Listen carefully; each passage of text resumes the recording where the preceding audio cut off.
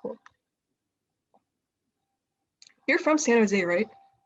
Yes, that's fact. Yes, I'm from San Jose, grew up in San Jose, on 10th Street near San Jose State. And in fact, my father lives a few blocks from your high school. So Really? that's the reason I agreed to do this. Oh. I drive by your high school pretty much every time I go back to San Jose. Wait, does he live in Evergreen? Yeah. I didn't know that. Wait, Aline, were you gonna say something? No, I was just gonna say, yeah, we're really happy to get you as a guest speaker just because you grew up here, and I feel like you can give a lot of you can give a lot of advice that would be relevant to us growing up in San Jose as well. So yeah, thank you again. Well, we'll have to compare the times because I grew up in San Jose a long time ago, and I'm hoping things are better for you guys than they were for me back when. We'll have to compare experiences. You went to was it a private school? It was a private school, right? Yeah, I went to, first couple of years in San Jose, I went to local elementary schools, Lowell Elementary School in downtown San Jose.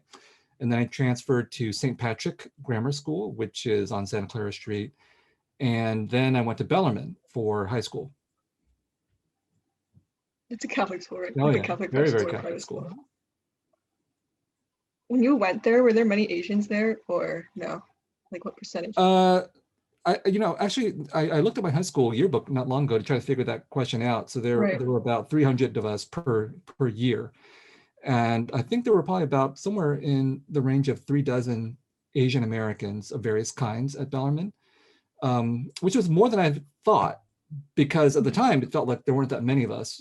And most of the rest of the school was white. There were some Latinos and some Black students there, but not many. So I think the Asian American population was probably the largest of the populations of color. And so we knew we were different. We didn't know how. So every day we would gather in a corner of the campus and call ourselves the Asian Invasion. So that was the only language we had. Yeah, that was the only language we had for ourselves. Was it you and all the other Asian students, or just some of the other ones? I think it was most of us. I mean, there were some Asian American students who did not hang out in the Asian Invasion. They had their different pockets. I think it was sort of interesting. Like, I think most of the Filipino guys, I think, hung out in the parking lot. So there were different like groups of Asian Americans, but a lot of us who were, East Asian, Southeast Asian descent clustered together. Interesting. So there were no ethnic barriers. There were no. I mean, this was there were no ethnic what? Divisions or like barriers, or I don't think there was racism for sure. I mean, I think there was like between Asian Americans though. Did you notice any Asian Americans? Right. Yeah, no, there weren't. I mean, we were. I think we knew we were different, and we weren't antagonistic with each other about being Asian. But I think we clustered together out of self-defense, knowing that we were not white. I see. I think that's really interesting because I actually have a friend who goes to Bellarmine now, and I was just asking him about the Asian population at Bellarmine currently, and he said it was around, from his guesstimate, it was probably 20 to 30% Asian Americans now at Bellarmine. And I feel like that's really different from what you said earlier of there being, just a few dozens to now there being 20 to 30%. That really shows a big difference in the 20 years to 30 years. That's your heart. Yes, 33 years to be exact since I graduated.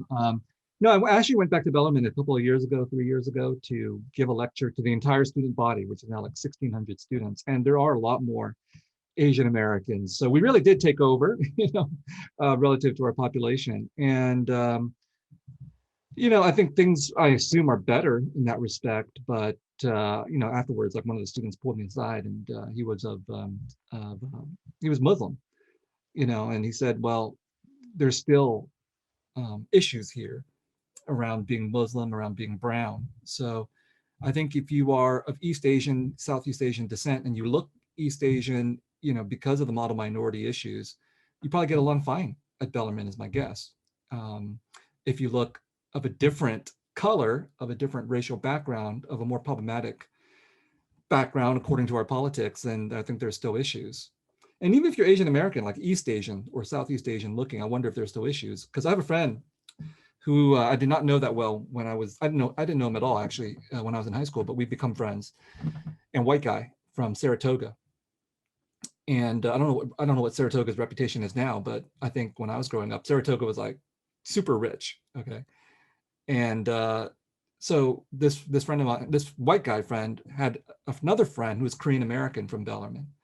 And he said, when the Asian Americans started moving into Saratoga, the white people started to leave. So this is my insider report from a white person in Saratoga, that, when you have Asian Americans relative to white people, relative to Black and brown people, then Asian Americans are favored by white people. But when you have Asian Americans and white people, you don't know what's going to happen. So, white people could still be threatened by the presence of Asian Americans, which I think is what we're seeing now. By the way, is this like officially the event? Have we started yet? No, there's people coming in. I'm going to admit them now. Okay. But yeah, it just turned 4, so start admitting people. Okay, I wasn't sure what was happening, so. I'll start admitting people. Once we have a good amount of people, Ish, would you like to introduce yourself beforehand, before we get them to ask questions? Why not? Cool. I mean, but I also mentioned some good anecdotes. We should talk about that when all the other people are here too. We should. Hopefully they'll come trickling in. We can keep talking in the meantime. But the whole, what you said earlier with the Asian invasion reminded me of Yellow Pearl, which is a bad, but I think the way you said it, Asian invasion wasn't necessarily a negative connotation. Instead, it was just Asian Americans banding together. That was our only language. There was no Asian American back then, not in high school. Really? No. Well, what year was that when you? This was 84 through 88. I had to go to Berkeley to college before I even heard of the term Asian American. It was really? It was not a term in popular knowledge in the 80s. It was definitely a term that you only knew about if you had been to college, I think. And so, yeah, you guys, I assume, are of a different generation where I assume you call yourselves Asian Americans and you have Asian American organizations and stuff, but it was pretty crazy. It was pretty crazy when I started to receive alumni newsletters from Bellarmine with things like multiculturalism and Vietnamese brotherhood and Asian American this and that. And I was like, okay, things have changed, for the better in that respect. But in the 80s, it was either you were Vietnamese, Chinese, or whatever, or you were Oriental, or you were the Asian invasion. So yes, we used it as a positive. It was a joke, right? It was a joke to call ourselves that. But obviously, the really painful part of that was that we had never invaded the United States. We did not invade the United States. All right. So when people say stuff like Yellow Peril and Asian invasion, when white people say this kind of stuff, it's a way to deflect attention from the fact that it's the United States that has invaded Asian countries, which is a big reason why there are a lot of Asian Americans in the United States. And so we didn't, obviously as high school students have the sophistication to express that, but I think we were sort of vaguely understood that there was some problems here with the way that the United States was imagining Asians. I see. So even then you were aware of it. It's just, or like cognizant, but it just couldn't articulate it at the time. I would say that we were cognizant, but not politically conscious. Oh, not politically conscious. Means that you can connect the dots. To be cognizant means that you know that there's something wrong here. And you have some kind of, inarticulate understanding of things. But to be politically conscious means that you can explain, the conditions of your existence and, why you're being treated a certain way, why you think about yourself in a certain way. And the way out. Hold on, let me admit something. I think I'll start at around 4:05. So just in advance as people come in.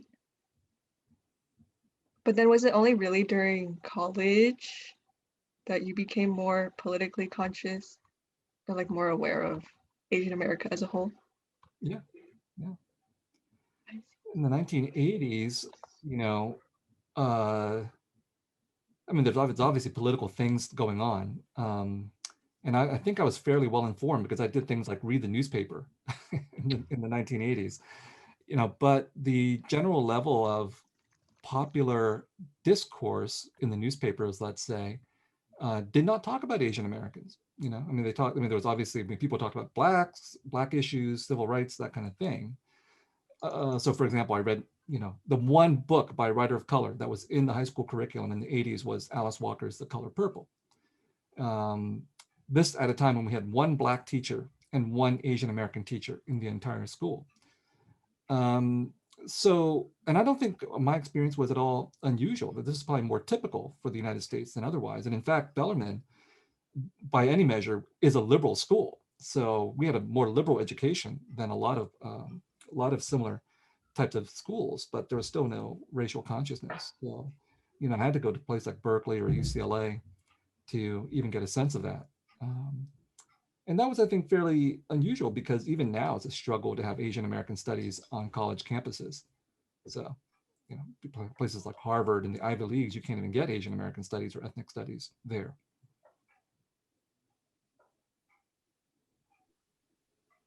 All right, so I think actually we should probably introduce ourselves and what we're doing first, Victoria. So again, thank you everyone for coming. Thank you, Professor Nguyen, for coming. We're just going to start off with a brief introduction of who we are, what our purpose is, and what our plan is for today. So Victoria, Ryan, here, anyone? So some of us here are the students who organized the speaker event, and we all really wanted to give Professor Nguyen a big thank you for taking his time to come and talk today with us. Fun fact, he grew up in San Jose too, so there's a personal connection there between all of us and him. And we're also going to have little Asian American history sessions coming later this month, so do stay tuned on School of News, because we'll post the news there and we'll post the Zoom link there. So if you like this session today, we hope that you'll come to the future ones as well. And now I'll let Professor Nguyen introduce himself. Well, thanks. Hi, everybody. Yeah, I grew up in San Jose. This was in the 70s and 80s, 1978 to 1988. I grew up mostly on South 10th Street, which is, I mean, literally 2 doors away from the entrance to the 280 freeway. So I think many of you probably have driven by my old house, as a matter of fact. I still do whenever I go to San Jose, because I have to drive down that street. My parents opened perhaps the second Vietnamese grocery store in San Jose in the 70s and 80s called the Saigon Mui on East Santa Clara Street. So if you know where City Hall is, you know exactly where my parents' store was, because it's across the street, or was across the street. And right now, I believe there a big, gigantic condominium complex is being built on the site of where my parents' store was. So, you know, I grew up there in a very, I hope a very different San Jose than what you have experienced, because San Jose of the 1980s was a rough place to be. And, you know, I grew up in a Vietnamese refugee community, as well as a Mexican-American community in downtown San Jose. So, you know, we had a very multicultural experience there, but nevertheless, that didn't mean that I had any kind of a sense of being Asian American, as I was talking to you about earlier. So it's great to see that there seems to be more of an Asian American consciousness in your high school. And we eventually moved in 1986, actually to a house only a few blocks from Evergreen Valley High. So I also drive by the high school pretty much every time I go visit my father. So that's why I agreed to be here to talk to your high school. Oh, by the way, yeah, I'm a teacher and a writer. I'm a professor at the University of Southern California, sorry. And I'm a novelist and a scholar. So we're gonna open the floor for questions. If you have anything you would like to ask Professor Nguyen, you could either type in the Zoom chat or you could unmute yourself and ask. So feel free to do so. Anything related to Asian America or his personal experiences growing up in San Jose, being an author, novelist, anything along those lines.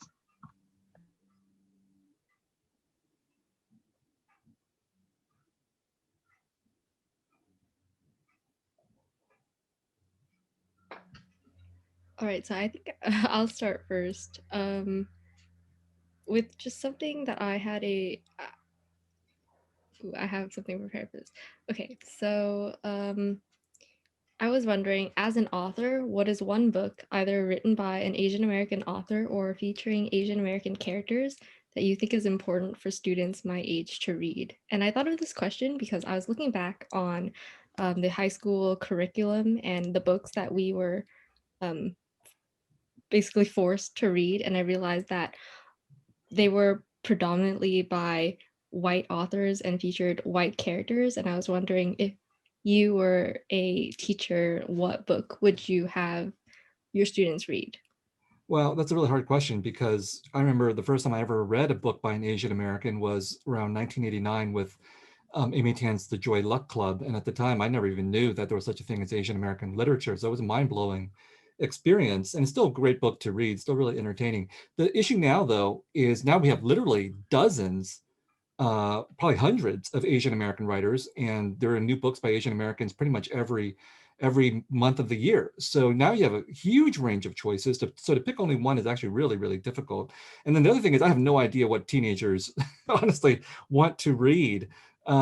So I would say now, what I would recommend as sort of an all-purpose book that hopefully has resonance for you is actually nonfiction, Kathy Park Hong's Minor Feelings, An Asian American Reckoning, which I think puts in a very, straightforward fashion many of the issues that we've already talked about in terms of racism, assimilation, anti-Black racism, and how that integrates with being Asian American, warfare in Asia, sexism against Asian American women, all these kinds of things, and compounds it by discussing how for many Asian Americans in the United States, it's really hard to articulate these feelings because, as she argues, Kathy, Asian Americans are encouraged to think of the feelings that they have as being minor, that is unimportant. So that when we think we are experiencing something negative like racism or something, we are told to dismiss these things as unimportant because it's impossible for Asian Americans to encounter racism in this society. We're the model minority, et cetera. So I think it's a really powerful book full of rage. And I don't know how many of you feel angry, but I would say that my experience coming out of San Jose and going to Berkeley was a transformation into anger and rage, the recognition that I felt that I'd been lied to my entire life as an Asian American, not knowing anything about Asian American history or anything like that until I got to Berkeley, and realizing that we as Asian Americans have been in this country for centuries, and that we had directed against us all kinds of racism, labor exploitation, and genocidal wars in Asia that most Americans have no clue about.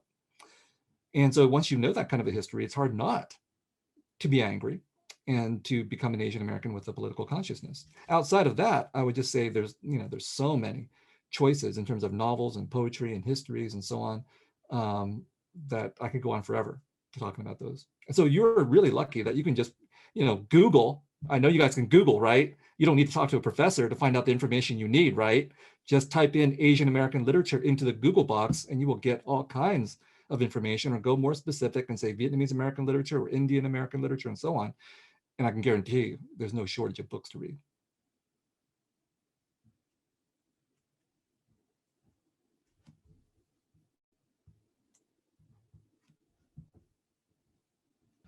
And the book it's Minor Feelings, An Asian American Reckoning by Kathy Park Hong, for anyone who wants to read it. It's a really, really, really good read.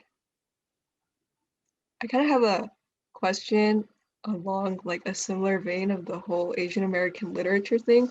Since you're an author yourself, Asian American author, when I see Asian American fiction or Asian American literature, I kind of see it's kind of this narrative trope that I always see Asian Americans writing about, and it's usually the immigrant story, sometimes model minority tied into there, but immigrants coming and then also chasing the American dream. Like even the Oscar-nominated movie Minari recently, it was still, an Asian American immigrant story. It was still kind of chasing the American dream, trying to achieve model minority status. Do you think that Asian American authors can, ever break out of that trope, or is it always that Asian American authors will always be expected to write this certain vein of ethnic fiction? Like, is this just the reality of being an ethnic minority in America, that you're always going to be expected to write about your experiences through a racial or ethnic lens, or can we just write about our experiences as an individual and not necessarily because of our race?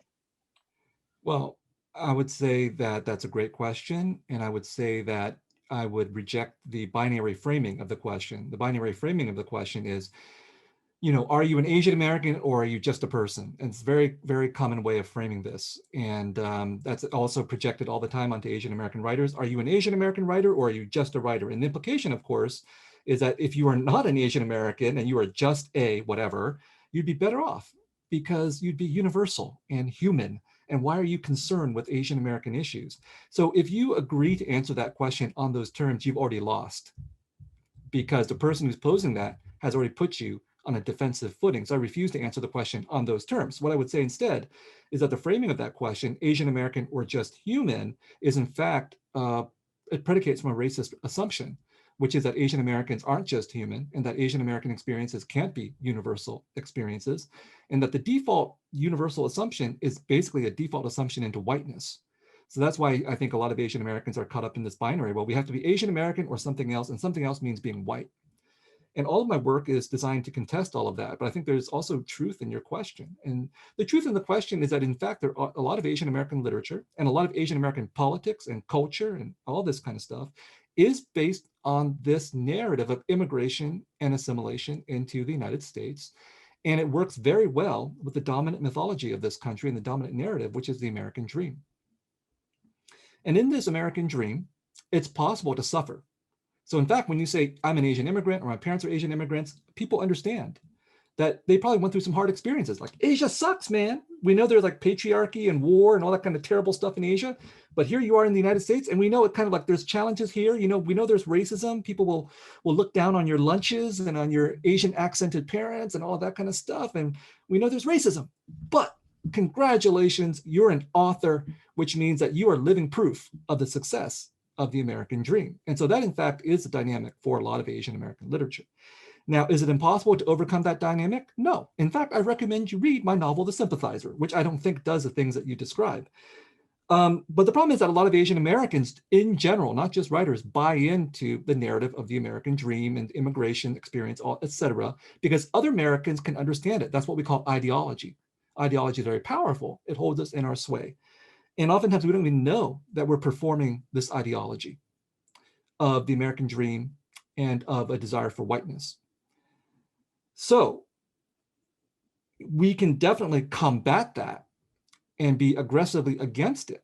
But you have to understand that if you take a critical position against the question that you posed, you will run into a lot of misunderstanding, that there will be a lot of other Americans, oftentimes white people, who will not know what to make out of you if you're an Asian American who refuses the language of the American dream, of assimilation, of the immigrant story, et cetera, because that's dominant American ideology. So I'll give you an example. The Sympathizer was rejected by 13 out of 14 publishers when I sent it out, because I think the way that it chose to tell its story was designed to deliberately oppose everything that was involved in your question.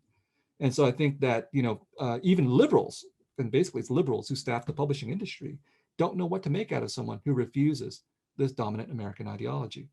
So the Sympathizer, and in general my work, but also the work of other people like Kathy's as well, refuses the immigrant narrative and the narrative of American success and so on by saying the place of Asian Americans in this country is extremely contradictory. You know, on the one hand, you know, we're told that we are the model minority. On the other hand, when things go wrong, and they go wrong on a very regular basis, we're told that we're the yellow peril or the Asian invasion. So you all better watch out. You know, you're all, I think, cultivated to be the model minority. You're all the good students, et cetera. But if you're too good, you're going to become the yellow peril and the Asian invasion in whatever enterprise you end up in. That's out of your control, because systematically Asian Americans have been put into this place because of a couple of conflicting or a couple of concurrent historical tendencies in American history and American culture. One is that a lot of Asian Americans are in this country because of American wars in Asia. And that's not an accident. Maybe one American war in Asia, maybe it's a coincidence. But many, many American wars in Asia, not a coincidence. Okay. So the United States has had a systematic orientation throughout much of its history towards conquering Asian countries for various political, geopolitical, economic reasons. And that has brought Asians here to this country as immigrants and refugees, which means that that's one of the reasons why we occupy a troubling place. That's one of the reasons why people see us as the Asian invasion, because it's a way of deflecting American responsibility and guilt towards the American wars in Asia that have killed literally millions of people. And then the other thing is that once Asian immigrants come to this country, they become settlers in the United States. Okay, so on the one hand, it's great for Asian Americans to want to claim belonging to the United States. What does it mean, however, to want to claim belonging to a country that has come into existence through genocide, slavery, colonization, and war? So is it possible that on the road to assimilation and to becoming American, or belonging, claiming our belonging to America, we participate in the exploitation and oppression of other people? I think a lot of Asian Americans have difficulty in trying to articulate a response to that contradiction. But there is a good amount of Asian American literature and politics that does attempt to respond to this dilemma in those terms rather than deferring to the, how do we say, feel good rhetoric of immigration and assimilation. But it's a harder path to choose.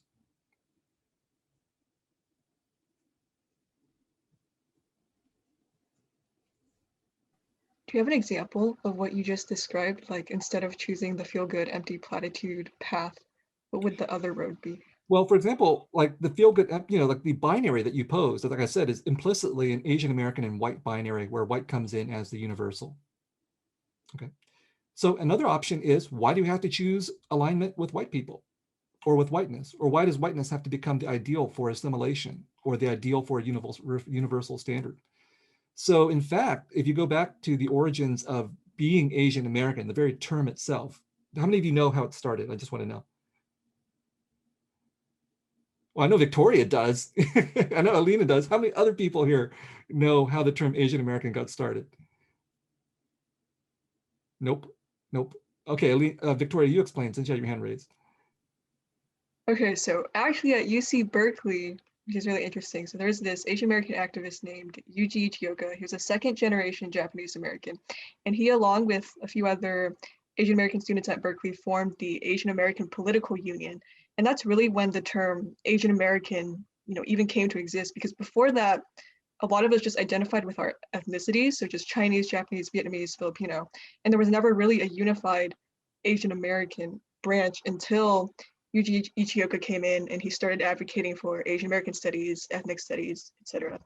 And that was also part of a bigger, fight for ethnic studies called the Third World Liberation Front. That's something else. So fantastic. That's how it came. I think that a lot of contemporary Asian Americans, like your generation and so on, when you hear the term Asian American, maybe you associate that with like drinking boba tea, BTS, K-pop, all good stuff, all fantastic stuff. Okay. And you get all excited about, Shang-Chi and Simu Liu and Raya the Last Dragon and all this kind of thing. That's fantastic. And that's what we've struggled to achieve. But you have to remember that in the 1960s, when this term Asian American got started, it was, as Victoria said, about being a part of the third world, by which these Asian American college activists, who were only a few years older than you were, meant that they stood for being against war, because it was the Vietnam War, against racism, obviously, against imperialism, this idea that the United States was an imperial power going overseas and conducting these racist wars, and that they were pro solidarity with other people of color, both around the world, but also within the United States. So that's a rejection of an Asian white binary in which Asians think that their only way forward is to align with whiteness and to try to become something like white people. Instead, what about the possibilities of solidarity with other peoples of color as a response to a history of colonialism and colonization in the United States that's still ongoing, and which serves to exploit different populations of color in different ways. We can get into all of that, and which also serves to divide people of color from each other. So now we're living through this moment of anti-Asian violence, and some of the perpetrators are Black, and so there are, looking at the social media chatter, I can see that there are quite a few Asian Americans who are saying, why aren't we calling out Black people for their anti-Asian violence? Well, why aren't we calling out Asian Americans for their anti-Black prejudices and their participation in structural anti-Black racism? And really the issue here is not to point the finger of blame, but to say, this is exactly how racism operates, is to pit people against each other. So the only people who benefit from that is, the people in power. And so a movement of solidarity and a recognition of solidarity means that we find our alliances not necessarily with, the more powerful, but with people who share our conditions, even if they don't look like they share our conditions, like African Americans.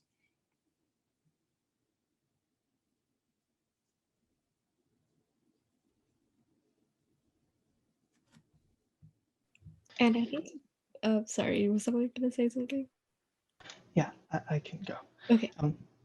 So we're changing topics a bit. As a professor on a massive university campus, one of the largest in the state, I'm sure you've seen a lot in your tenure as a professor there. What sorts of racist acts have you seen happening to yourself or your Asian American students? And you talked a little bit about this, but how do you normally react to them or tell your students to respond to them?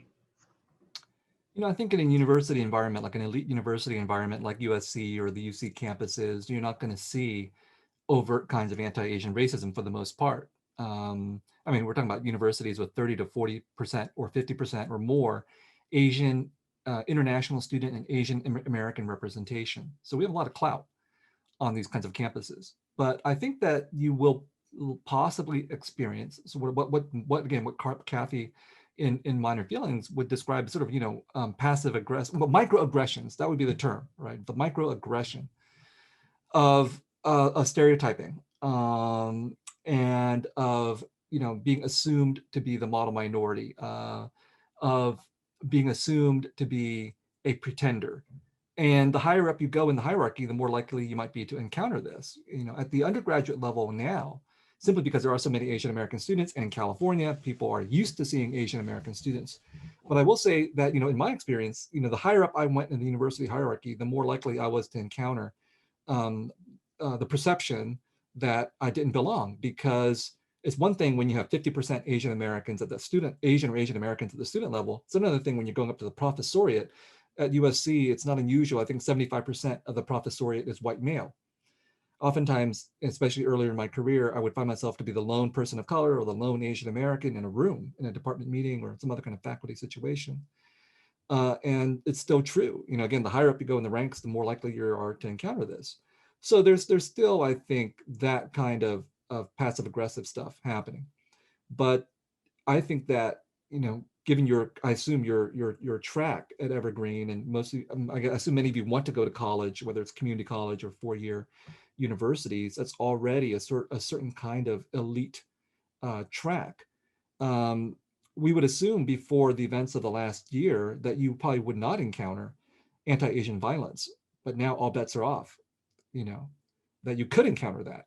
I mean, like what happened, like just on the news in the last 24 to 48 hours, there were at least two violent anti-Asian attacks in San Francisco. That's San Francisco, a city that is, a huge number of Asian Americans. I don't think we're necessarily safe anywhere simply because we have a lot of Asian American representation. So again, what I would say in response to your question is that the answer is twofold. On the one hand, there has to be Asian American self-defense. That's why we have Asian American organizations, we have Asian American politics, and so on. We say things like, no to anti-Asian violence, yes to solidarity with Asian Americans. But the other answer is long-term, which is, again, to go back to the earlier answer that I gave, we have to understand that anti-Asian violence, whether it's explicitly violent or whether it's rhetorical violence or whether it's passive aggressiveness, is part of a systemic issue around race in the country. And the easiest way to put this is that basically we all take our turn when it comes to racism in the United States. Asian Americans, I think, may have, in the last few decades since, the rise of the Asian American movement and the civil rights era of the 1960s and the passage of the 1965 Immigration Act, which really changed the composition of this country, including, allowing more Asians into this country. So now we're at about 5.6% of the national population, and we're the fastest growing minority in the United States. I think the last few decades may have lulled Asian Americans into thinking that they have become a part of this country. But there's, a lot of evidence that anti-Asian violence in the country is cyclical. It's always ready to reassert itself based on certain kinds of external provocations and internal stresses within this country. But the issue is that we take our turn. So now it's our turn as Asian Americans, just as after 9/11, it was the turn of Muslim Americans and anybody who looked Muslim or brown. But, a lot of Asian Americans arguably have been kind of comfortable when it wasn't their turn. When it was like Muslims getting targeted for racism, or when it was Black people getting targeted for racism, a lot of Asian Americans probably thought it wasn't their problem. But in fact, all these kinds of racist types of behaviors are related to each other. So the longer answer to your question is, we always have to stand up both for ourselves, but also for other people. Because if we don't stand up for other people when they're the targets of racism and violence, et cetera, why do we expect them to stand up for us, when it's Asian Americans who are being explicitly targeted for violence? So, you have to have the long-term consciousness of solidarity to build these relationships and these organizations with others. if we hope to have any any way to try to combat these kinds of racist problems. So I take heart in the fact that I see Asian Americans out there who are not only pro-Asian American but also pro-Black. They're against anti-Black racism, and there are Black people out there, from friends of mine to celebrities and political leaders, who have come out strongly against anti-Asian violence and racism as well. That's the kind of behavior that we need to foreground and to model.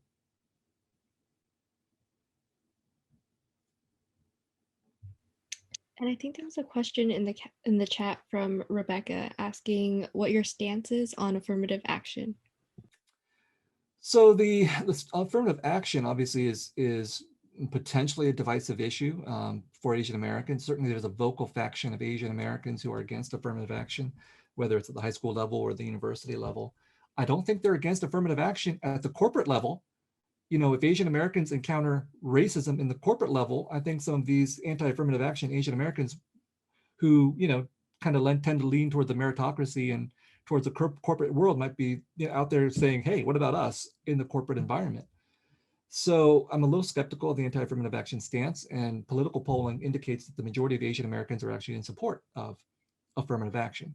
Will we ever get to 100% Asian American support for affirmative action? Probably not. We don't have 100% support for anything in this country. So affirmative action is a political issue that might divide Asian Americans, but it's also a political issue for which Asian Americans are generally positive and for which Asian Americans can fight, as with every other political issue.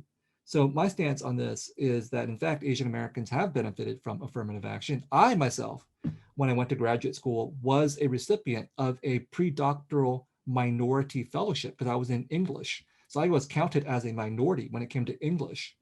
So that's an affirmative action fellowship.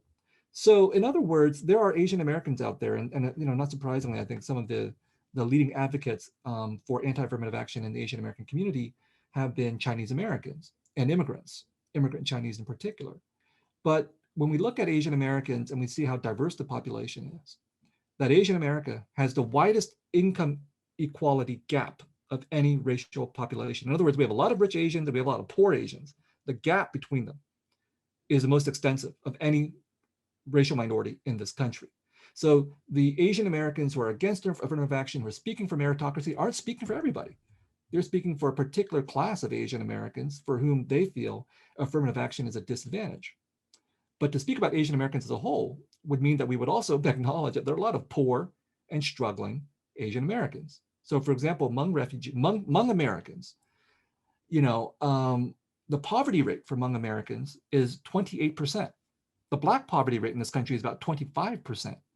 How do we address the situation of Hmong Americans and other populations like that, Pacific Islanders, for example? If we think about this as an Asian American Pacific Islander coalition, there are populations under this AAPI coalition who would benefit from affirmative action. And so why should we leave them behind in the quest for abolishing something that's only going to benefit the most elite among Asian Americans, the ones who think their lives will end if they don't get into Harvard University? I don't have any sympathy for that since I was rejected from Harvard University. I came out fine, okay? So the Ivy Leagues, I visited many of the Ivy League campuses. They're not the be all and end all of existence. All right, so sorry, I'm gonna jump in right now. A lot of time we had for Professor Nguyen was from 4 to 4:30. So if he wants, he's free to step out right now, but it's still not the end of this meeting. If you guys want to stay, we're opening the Zoom call to more open discussion. If anyone wants to hop in and just talk about what we've been talking about this entire time, or we can just provide more like thought-provoking questions. So yeah, thanks everyone for joining the Zoom meeting. I hope you guys learned something. All right, thanks everybody. Can we get a round? Thank you. Hi folks. Glad Thank you for coming. All right, thank you so much. Bye.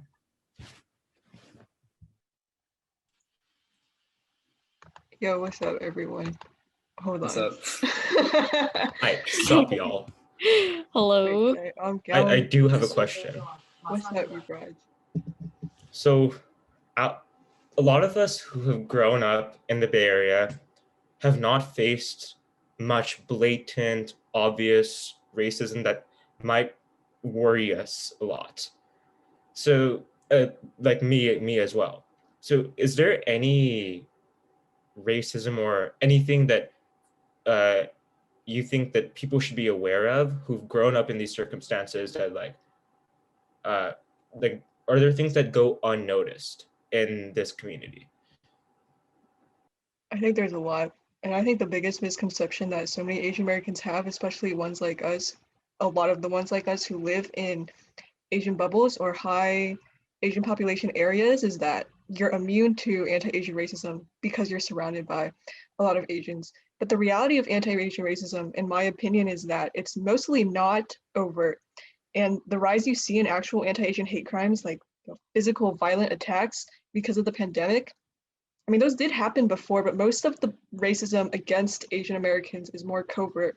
And it's stuff like the bamboo ceiling phenomenon, where you hardly ever see Asians in higher management in companies or in leadership positions, because just by virtue of being Asian, you're seen as not capable of being a leader. And so it's difficult for Asians to really climb, leadership or, the corporate ladder, because you're not seen as, capable of leadership because you're Asian. And then there's also other stuff you can get into, like media representation.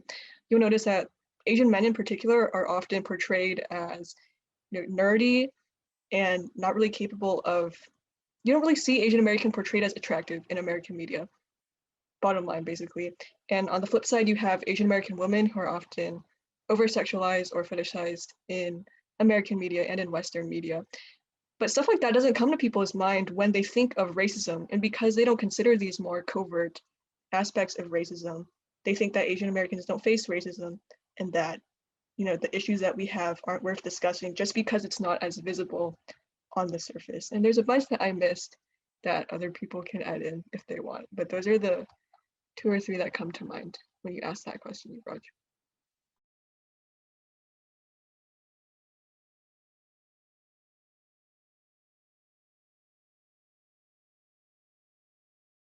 Yeah, going off of what Victoria said, I think there is something to be said about minorities and people of color comparing their experiences with racism and kind of going along the lines of, I've experienced more racism than you, therefore my issues are more important than you, and that they should. And I feel like that kind of thought can be really divisive. Professor Nguyen was talking about how with Black Lives Matter and now with Asian American hate crimes, there's been a lot of Blacks versus Asians, who has it worse kind of mentality, and that kind of thought really does nothing for either side. It just serves to divide us more. And but from and as an Asian American who has seen people say our issues are not as important because look at Black Lives Matter, like they're getting killed, y'all are only getting like beat up, like that's not as bad. I feel like that kind of thinking really invalidates the struggles of Asian American people, and it makes me feel like maybe I don't have a right to complain because look at these other people, they have it worse. I think a lot of it is oppression Olympics. And I don't know what this, I think oppression Olympics and the race for victimhood is a larger thing in American culture as a whole, but you really see it manifesting itself when different races in America are comparing racism against the other group. I guess like the whole like competition to see who's being oppressed more, like kind Yeah, of divide, because like it's the complete opposite of the solidarity that he was talking about. right. It's actually really weird. I think today in America, having privilege is not considered a good thing. Like if you're accused of having privilege, it's kind of got a negative connotation to it. Like white privilege comes to mind. But, like nobody wants to be called privileged. And so I think that kind of plays into the oppression Olympics thing and trying to see who's the most victimized or who's the most oppressed. Kind of reminds me of like school and people comparing who suffers the most in school. I slept 5 hours last night. Oh yeah, I slept 3 hours. Like I think it's the same thing. Maybe it's a human thing. I don't know, but I think it's a problem.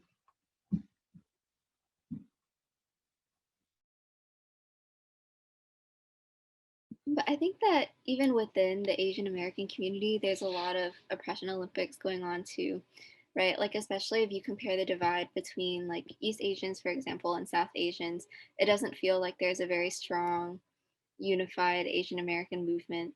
And at least, I mean, for most of my elementary school, I grew up going to a primarily white school. And so when I was there, then I felt more connected with my Asian American. But then when I ended up moving to this area, I felt a lot more disconnected from that and actually more connected to being like Vietnamese American. And I just, in general, felt like there was a much bigger divide. Are you talking about divide between East and Southeast Asian Americans? Yeah, and just Asians in general. Because we talked about oppression Olympics, like in reference to Black Lives Matter, right, or comparing with other minority groups. But even with other Asians, I feel like there's still a lot of those. How would you describe that? Or like, have you seen that division between East and Southeast Asian Americans manifest itself? Well, like Professor Nguyen was talking earlier about how Muslims were discriminated against, right? And so in general, people that look more brown face a different kind of discrimination from people that look more yellow, for example. You know, not to say like worse or not as bad kind of discrimination, just on a different basis. Into the stereotyping, right? Like, at least my family, I know for sure my parents are so, I don't even think they realize the extent of how racist they are. But it's really sad that even against other Vietnamese people or against other Asian people, they have this kind of strong prejudice and divide.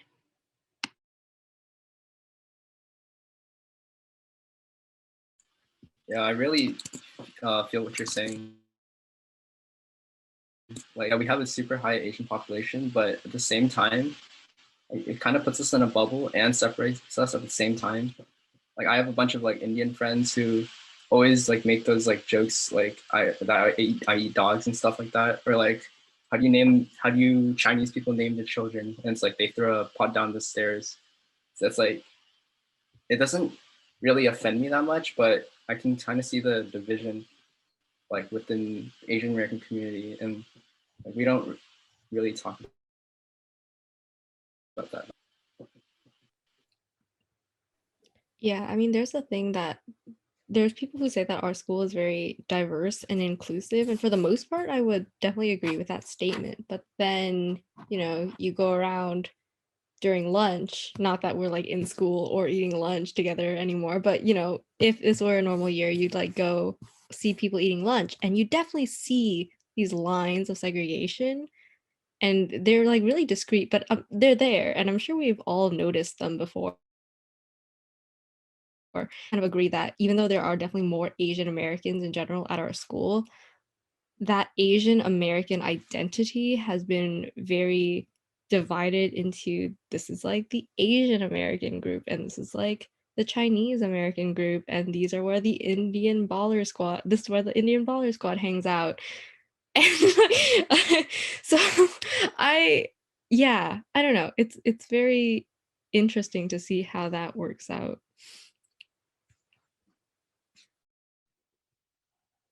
Or sorry, you can go. I'm sorry, no, you can go.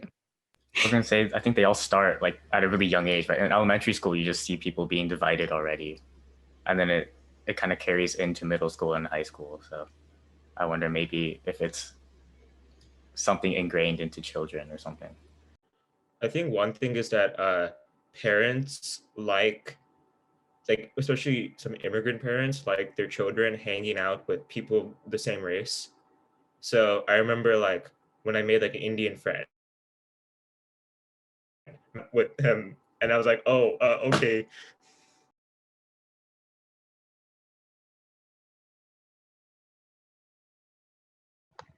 Yeah, Rebecca said in the chat isn't necessarily bad. I think people just naturally drift towards people who are like them, and physical appearance is usually the first thing people see. I do agree to an extent. I think people are more gravitated towards people who are similar to them. That includes race and appearance. But I mean, this whole thing just kind of reminds me of how Professor Nguyen earlier was saying, he was really emphasizing solidarity a lot. And he was really emphasizing solidarity among non-white people. But, you know, I think that ideal is only so feasible because I think you can only have so much unity based on the fact that you're not white. And I mean, people like him would go on to argue that, well, you've faced a shared oppression by America. And that's true, but a shared historical oppression isn't something that's tangible that people are seeing right now. And so I don't think it's a really compelling force to unify all non-white people per se. And I say that because, you know, even as people just recently, like people in this call just described division within the Asian American community, I think that if we can't find unity within the Asian American community, it's going to be 10 times harder, if not impossible, to find near total unity with people of color as a whole. So I don't know. I don't really agree with that ideal. It's not that I don't agree with it. It's just that I think it's just not feasible, and it's just not. I don't know. I don't agree with it. But if someone agrees with it and would like to offer the other side, maybe I'm missing something. That'd be nice. So what do you think would be a more feasible unifying ideology or whatever? What do you mean? In what context? Like unifying in what context? Just for society's good as a whole, or? Well, because you said that you disagreed because the idea of a shared historical oppression is not something that's tangible, so it's not compelling. So what do you think would be more compelling? I just don't think there's anything that would be compelling unless there's a current tangible oppression that's oppressing all of us. And people could say white supremacy or systemic racism, which is true, but that's not tangible. It's not something that people can easily see, because systemic racism especially is a really abstract concept that most people, especially outside of liberal circles, don't get, and they think you're crazy if you even start to talk about that to a certain demographic of people. And in all honesty, I think ideally we would see people for themselves as an individual and not necessarily because of their race. Obviously, we're really far from that in America right now. But if we move towards this idea of so-called POC solidarity, then that by virtue suggests that there is meaning to race, because you're forming a whole coalition based on the fact that you're not white, you're not a specific race. And so I'm kind of at odds with that, you know, because I oppose racism. I oppose judging people by the color of their skin. But at the same time, there's certain situations in America, especially that you do have to acknowledge your skin color, like this whole conversation that we're having right now. I don't know, it's kind of contradictory, and I'm still trying to reconcile it myself. But yeah. What you have to accept is a little bit different from the ideal that everybody wants. Right.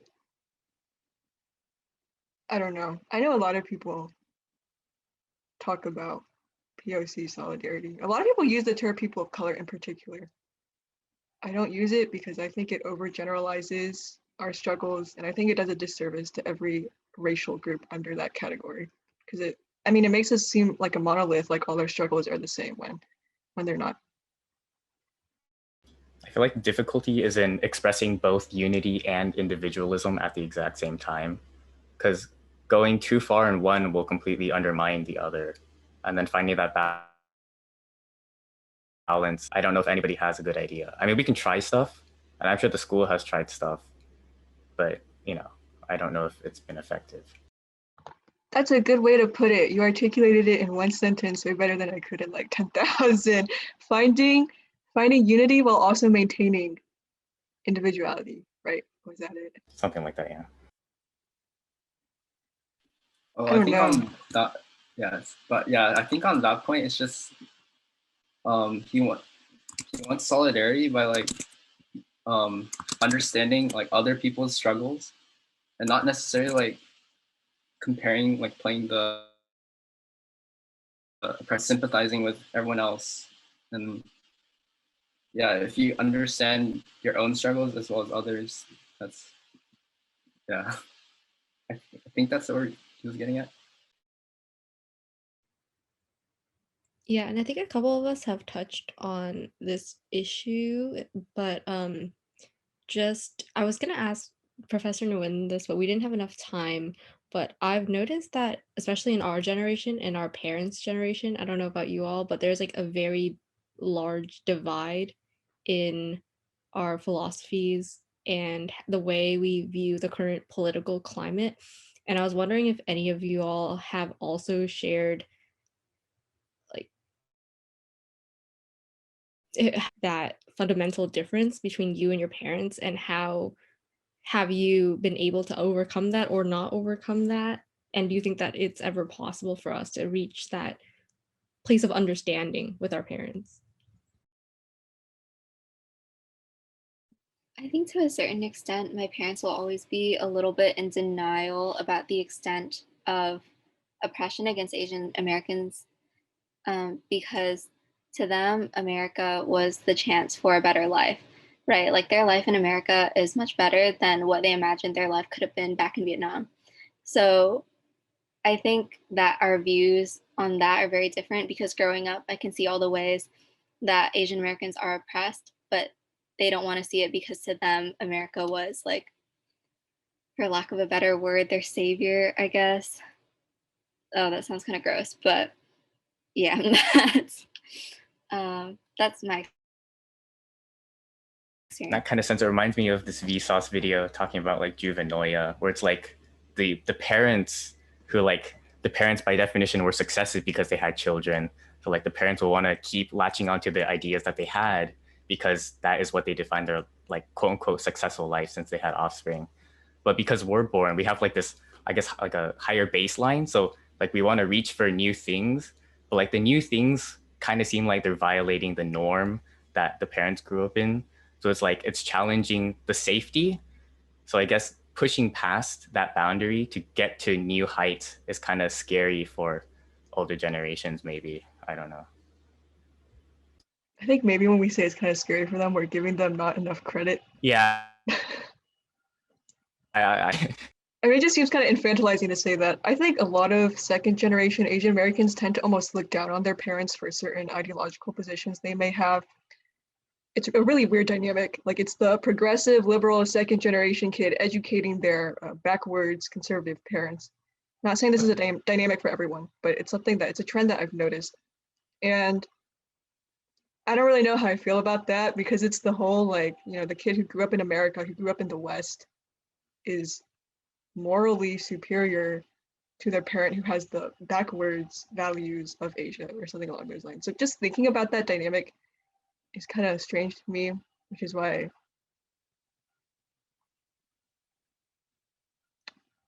I don't know. So just thinking about this topic in general is just, I'd have to think about it more, just with that dynamic in mind. I feel like most of it's just because there's a lot to account for. Because like your parents had their past too, and you don't really fully understand what your parents went through as well. So same thing with our children, if we ever have any, or like the future generation. I don't think there's going to be another gap, I'm pretty sure.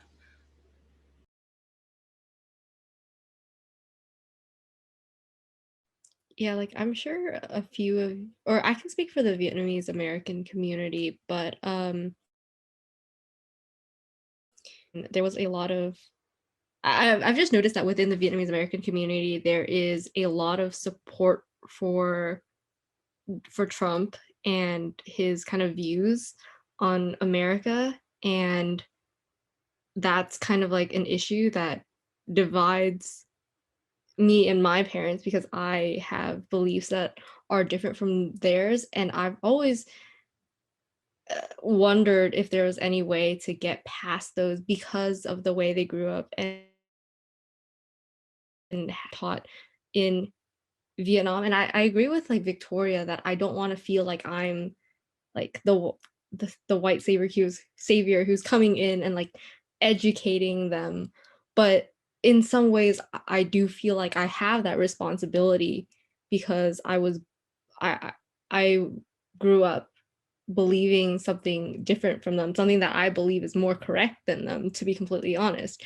And like that feeling of superiority is just something that kind of comes naturally as a result of our different ideologies, I suppose.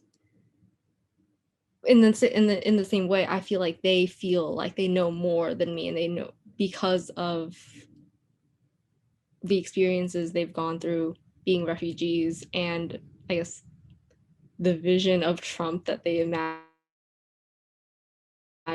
Yeah.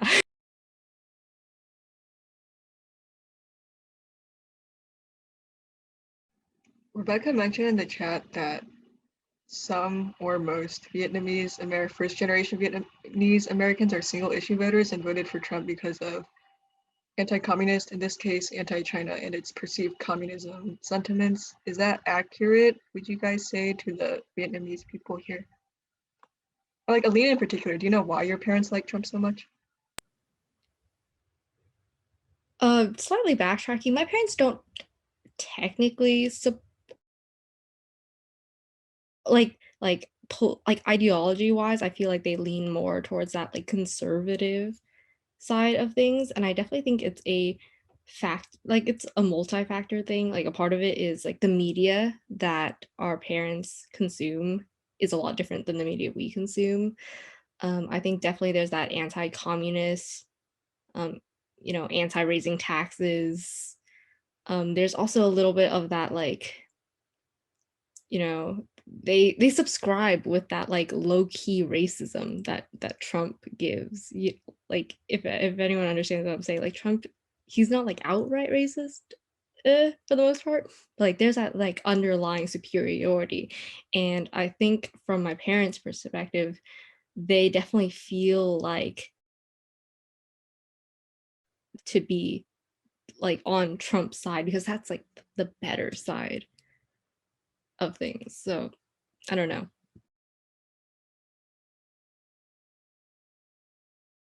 Does that mean they see voting for Trump as a lesser of two evils thing? Yeah. Yeah.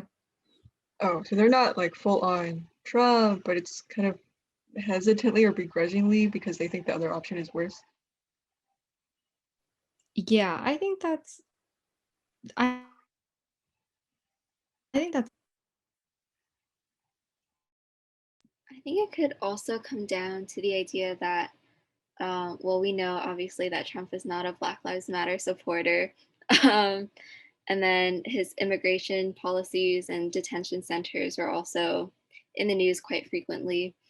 And I think that for a lot of Vietnamese Americans, seeing that kind of thing in a way, it elevates Asians like they're not part of the issue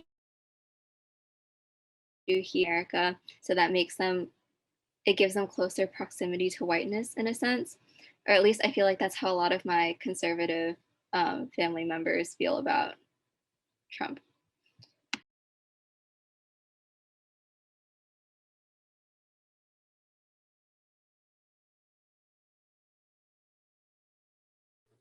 I feel like with conservative families, they're more, I think conservative Asians are more towards the family aspect. And so if they're pointed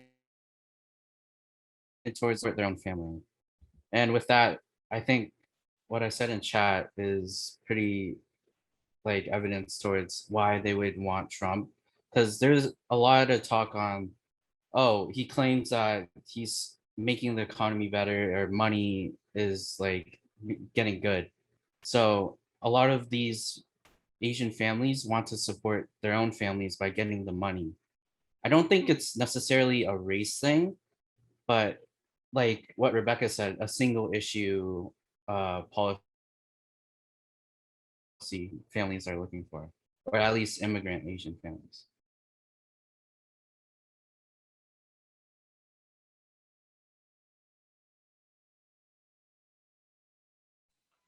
I think I can kind of understand that kind of like sentiment because like I know there's like a lot of people who like think of family first over like you know, people outside of their family. So they'd be more concerned about like, you know, keeping their family like safe or like, you know, well fed or letting them go to like good schools or whatever. And they don't really feel like they have the time to think about like people who aren't exactly related to them, like other races or people who are suffering outside of them, because they're just focused on like themselves, right? So they'd be thinking like, you know, they don't want like to raise taxes on like the rich or whatever, because if they're like above a certain income or something, they want the money to support their family, other people to suffer, exactly, right? So yeah, it's probably something related to that. If that's the case, I kind of agree with what Brandon said earlier in that it's not really so much a racial issue as it is an individual issue and putting your own interests first. But also that doesn't really make sense because everyone to some extent puts their own interests first. And I don't think Asians are more inclined to put their own interests first. In fact, quite the opposite. So I think there's also another reason at play there besides just self-interest. Also, Sharia wrote a message in the chat. I'm just gonna read it. He said, I'd like to bring out how people like Hassan Minhaj, a generation of famous Asian Americans, talk about their parents. And while a lot of his points make sense, it's really off-putting how he constantly makes fun of his parents and kind of engenders other people, especially non-South Asian people, into thinking that all South Asians are like the caricatures that he validates with his jokes. It's kind of like mocking your own parents, or like, not really, it's mocking Asian nationals, or like this. I think there's somewhat of a divide between second generation Asian Americans born overseas and also Asian nationals. Like people even, you know, they coined the term FOB, fresh off the boat, to address Asians who recently immigrated here. I think that term is almost derogatory. It really draws this stark line between us and them. Like, oh, we were born here, you weren't born here, you came here later. So I think that's definitely a thing that plays into what Sharia was talking about some Asian American children kind of poking fun at either their parents or Asian nationals back in Asia.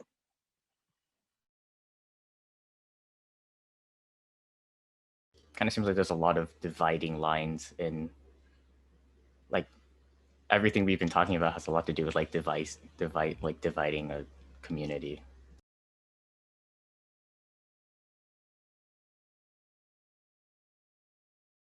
I think that's probably just the nature of this type of stuff, right? I'm sure other communities have their divisions too. I know Black Americans, there's a thing between Africans who recently immigrated to America and Black Americans who are descendant of slaves in America. There's also a division there. So I don't want to say Asian Americans are more divided than any other group or demographic category. I think maybe we're just more noticed, or we're more susceptible to notice these divisions because we are Asian American.